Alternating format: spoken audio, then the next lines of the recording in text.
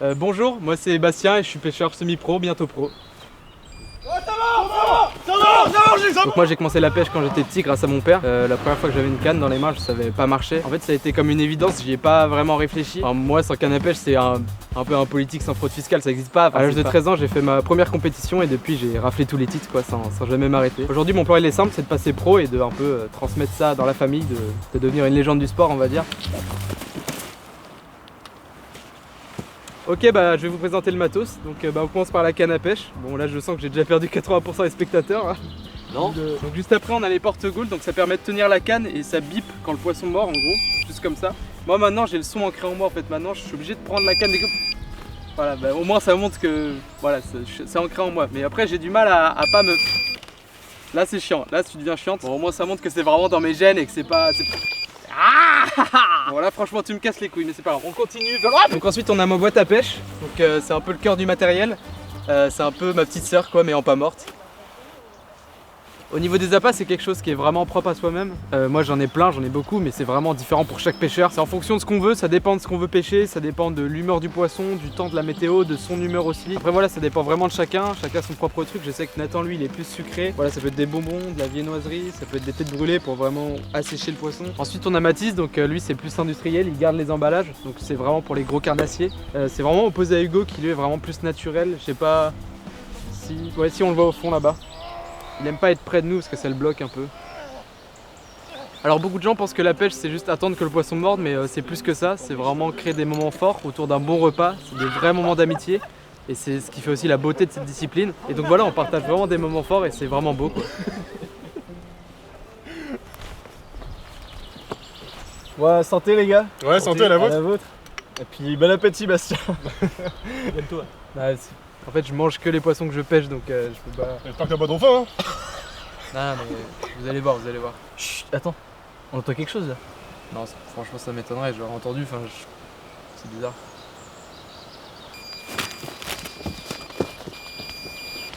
Je vais voir. J'ai relié le fil au beeper. À chaque fois que je tire dessus ça bip, il y croit ce con. Y'a rien. Rien.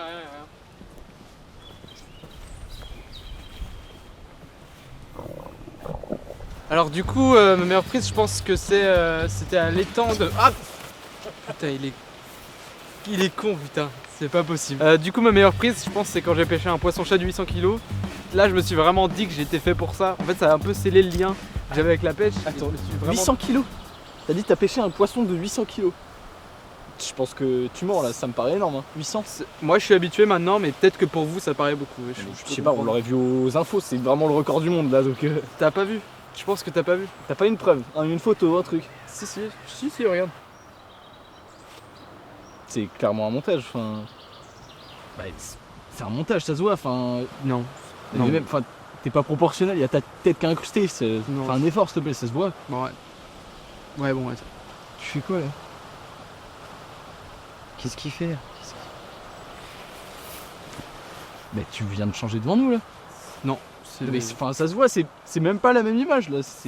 T'as fait ça vraiment devant nous? Ouais, non, je voulais dire non. C'est une folie de faire ça. Je voulais dire non. C'est même pas la même image. Non, c'est pas un montage, c'est pas un Tu montage. viens de dire que c'est un montage. C'est pas un montage, mais pourquoi personne me croit? C'est aussi ça la pêche, hein, c'est des échecs. Ouais, je sais.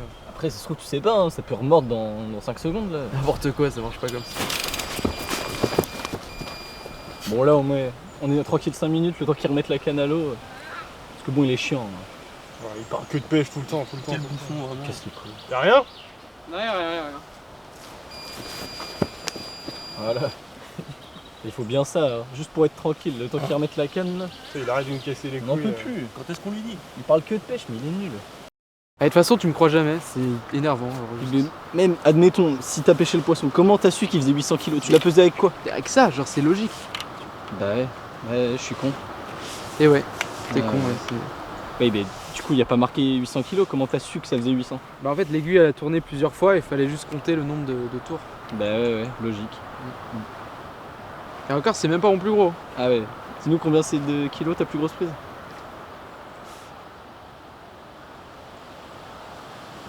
1 million.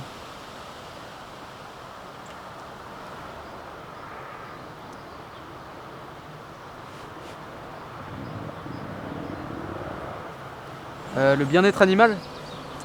Nous on fait attention. Bah on comprend parfaitement les gens qui disent que c'est horrible et tout, mais nous ça va en vrai. Il y a beaucoup de pêcheurs qui leur font du mal et franchement ça donne une mauvaise image, c'est vraiment décevant. Bon, après c'est comme ça, il y a toujours des cons dans chaque discipline qui donnent une mauvaise image, ça fait partie du jeu. C'est comme ça, on n'y peut rien. Hein. Ouais, et les gars, venez voir, je viens d'arracher une carpe avec mon hameçon, ça pisse le sang, il y en a partout, mais dépêchez-vous, elle va se vider. J'ai pas fait exprès. Enfin un peu, mais ça elle a pas mal, elle a rien. C'est pas moi, c'est pas moi. C'est pas intéressant. Ouais. Toujours pas? Y'a pas, je sais pas. Voilà.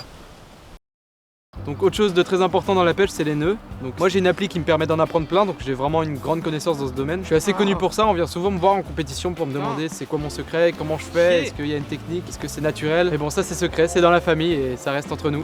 Pour lui, il a la bouche à merde ce gars. Y'a rien? Non y'a rien. Je sais pas, c'est bizarre. Ouais, bizarre. Quand on parle des nœuds, on parle aussi d'emmêlage, c'est un peu le cauchemar de chaque pêcheur. C'est vrai que c'est chiant parfois, mais faut rester calme. La clé, c'est vraiment la patience. C'est vrai que j'ai tendance à m'énerver des fois. Bah, des fois, je pète un plomb, mais bon, c'est. Non mais putain! Non mais fais chier!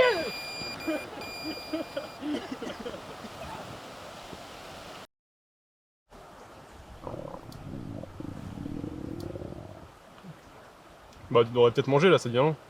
Attends, je sens que ça va mordre. Ça bip là, tu vas voir?